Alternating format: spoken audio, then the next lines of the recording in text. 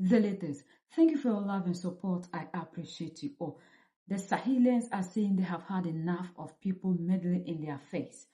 On the 18th of June 2026, there was a resolution that was passed in EU Parliament asking the leader of Burkina Faso, are all in all, the savior, the protector, the unifier, the messiah, the king of kings, the most loved, Captain Ibrahim Traore, to step down, because according to them, ever since Captain Ibrahim Traore came into office, the people in Burkina Faso haven't known peace. There has been these CT activities everywhere, poverty everywhere.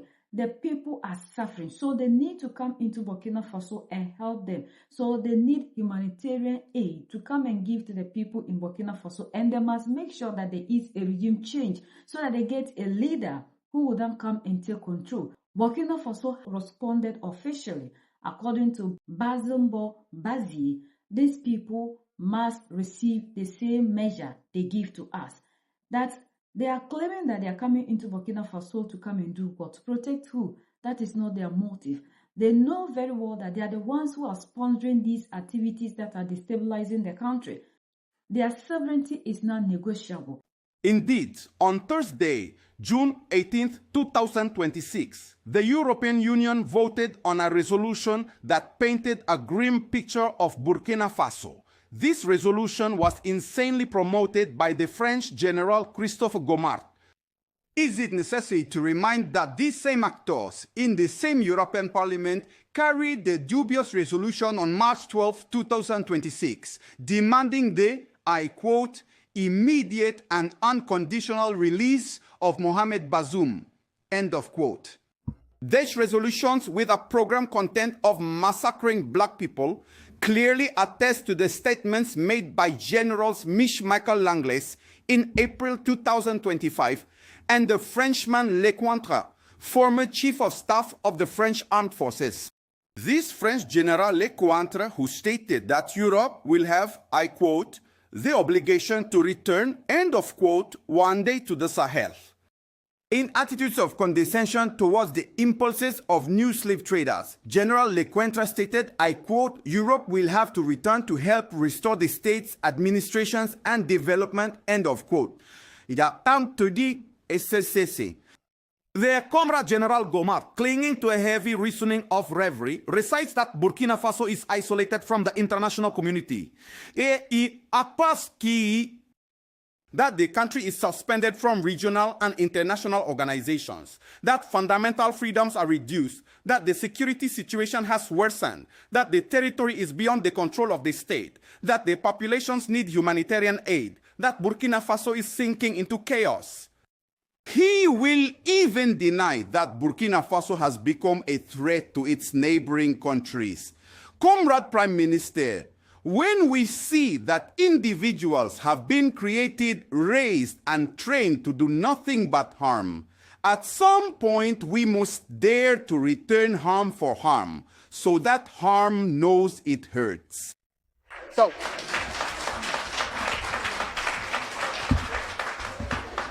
So, before my clarification, I want to renew our sincere gratitude to the peoples and their leaders who are always endowed with decency and a sense of dignity and honor, allowing them to understand the struggle for sovereignty at the level of the Confederation of Sahel States. As for the other leaders, especially Western ones, and particularly those who treat the inside of the European Parliament as a place of incestuous action, a place of barbecue and feasting on human flesh, drenched with overflowing cups of their victims' blood over millennia. Today's grandsons like their ancestors of yesterday. I remind you of this. For 10 long years, Mali has lived in its soul and in total desolation under the infantilizing gaze and devastating mercenary actions of foreign powers, the greatest terrorist threat in its history. International conferences multiplied, summits followed one another, and theatrical displays called foreign military operations were presented as indispensable. The Saharan populations continued to bury their dead, flee their villages, and see insecurity gain ground. France and its general, Christophe Gomat, were at the center of this human disaster under umbrellas called Serval, G5 Sahel, Barkhane, etc. This France and its general, Christophe Gomat, saw everything, spied on everything, coordinated everything, watched everything. France, with the complicity of its Western partners, played exactly the same macabre game as the 1884 conference on the partition of Africa by applying exactly the content of the Black Code of 1685. It fully played its role as a predatory country. It slipped Burkina Faso and Niger into its bag. It is therefore to refuse the continuity of death in the soul by witnessing the continuous burial of youthful strength through physical massacres, the disarticulation of our identities, the organized plundering of our resources, that Comrades General of the Army Assimi Goïta, Bapatitania Senati Tatitima, General of the Army Abdourahmane Tiane, and Captain Ibrahim Traoré, the current President of the Confederation of Sahel States, made the historic decision on September 23, 2023 in Bamako to create the Alliance of Sahel States after the Confederation of Sahel States. On July 6, 2024 in Niamey, Niger, this choice is not directed against any people, but it marks the end of an era where Africa constantly had to wait for its salvation from outside. The Confederation of Sahel States was born from this healthy conviction that no one will defend our lands, our families, and our dignity better than ourselves. Since the Western occupying armies were expelled, the dignitaries who took power in these three countries have reorganized the defense systems and strengthened the national armies. Today, significant progress has been made. Indeed, the terrorist capacity to cause harm has been considerably reduced. A large part of the territories has been recovered. The populations have been resettled in several localities. The spirit of fear and resignation has given way to the spirit of resistance and reconquest. The peoples of the Sahel have stopped waiting for their salvation from overseas. Burkina Faso, like all the brotherly countries, maintains diplomatic relations with many states and develops diversified and productive partnerships that have nothing to do with the lost decades with France. It is also clear evidence that the world is not limited to Paris, Brussels, and Washington. General Christophe Gomat and his associates, whom he managed to involve, noted that Burkina Faso claims no privilege attaque de papier. It simply demands what is due to any free people, the right to choose its alliances, political orientations, and development model. Current and future African generations in general do not seek confrontation with the rest of the world. They demand the straightforward respect of their political, economic, cultural, and security choices. They do not ask for charity, but uncompromisingly demand dignity. They do not refuse cooperation, but formally reject domination. History may perhaps remember that the African awakening of the Sahel was the symbol of an Africa determined to regain control of its destiny. The peoples of the Confederation of Sahel States have decided to stand tall and will no longer accept returning to their knees. Dear Western leaders, symbolized by Lecointre, Gomat, and Langley, you are free to continue with manipulation and misinformation.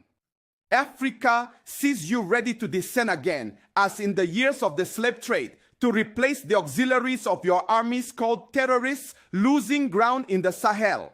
But the new African generations, in solidarity with other peoples of the world who cherish dignity, honor, justice, social progress, and peace, are waiting for you firmly. That is why I firmly condemn the scenes of desolation observed in South Africa, which dishonor the peoples of Africa, tarnishing all the African solidarity extended to this brotherly country during the dark times of apartheid grievances. We extend our deep compassion to all the affected nationals because Africa needs solidarity among its sons and daughters and everywhere in the world. Comrade Prime Minister, the time is no longer for waiting, but for strengthening in organization, unity, and action of Black people everywhere in the world in solidarity with all people who cherish human values. For it is by combining our efforts that we will demonstrate that our youth is not only the future of the Confederation, it is already its driving force. Long live the Confederation of the Alliance of Sahel States. Long live the fraternal cooperation between our peoples. May God and the spirit of our ancestors be with us. The homeland or death we shall overcome. Because they are no longer getting the access into Burkina Faso to carry the resources. That is why they are bent on spreading the narrative of Burkina Faso being under attack, and the leader in Burkina Faso are not legitimate leaders, and for that matter, they must come in and save the people. When we know very well that according to him, they are the ones that are always making sure we do not have peace. Speaking on Faso 7, Bazumbo Bazi made it clear that the time that we sit here for them to come and determine our fate is over, that they come into Africa making sure that the black man is kept at a place where they will continue to exploit the African. The moment the black man rises to make sure the resources are used to benefit the black people, that's when we have them coming into the country or the continent to destabilize the place. And we know them for who they are. According to him, this is the time for us to come together as Africans. And then they are sending a clear message to them that the time that they come into the continent deciding who should lead the African is officially over. Africans have taken total control over their resources, over their future, and over their leadership. So they don't sit in EU to determine who leads us. And before then, we had an EU member of parliament, Mark, responding to them, making it clear to them that you claim that you are thinking about the people of Africa, but the truth is you are no longer having access to the resources. So you are trying to create a situation where there is no situation. That you have been in Africa for decades, yet the people in Sahel and Africa in general haven't known peace. EU always claim they are in Africa for equal partnership, but at the end of the day, you continue to treat Africans as junior partners because you decide the rules. You make sure that even when they come into Europe as refugees, look at the kind of treatment you give to them. But look at the refugees that came into Europe from Ukraine. The difference is there. So how do you preach that you love these people? You have equal trade with them, yet you decide their fate. You decide who leads them. You decide the prices of their resources. And then when you finish, you then call them equal partners. And you claim that the people in Mali, Niger, and Burkina Faso are not doing the right thing because you have seen that they have kicked you out. The oil, the gold, the diamonds, and all the things that the lithiums you used to get from these countries cheap and free without paying a dime is finally over. So because of that, you want to go back there to continue to exploit the people. So you create narratives that do not exist.